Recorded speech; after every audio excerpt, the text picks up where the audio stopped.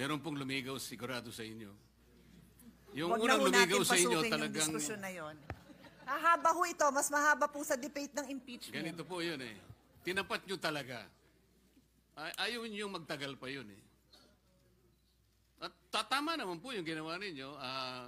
Ipinakita nyo sa kanya, pinaramdam nyo sa kanya talagang wala siyang maasahan kaysa mapagod pa siya. Sino ho Pero yun? ang sabi niya sa inyo, ang sabi po niya sa inyo, pwede bang ako'y kahit papano'y dadalaw-dalaw pa rin? Parang nag-MR. Nasa sayo yun, but that will not change my mind. Ganun din po yun eh.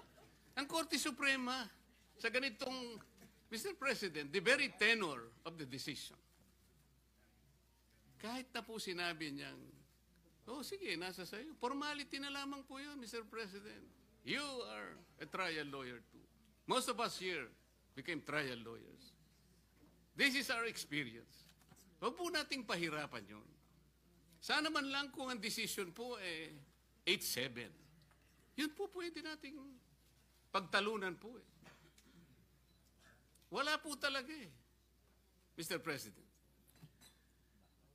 If I may, Mr. President, and I think that was a good analysis.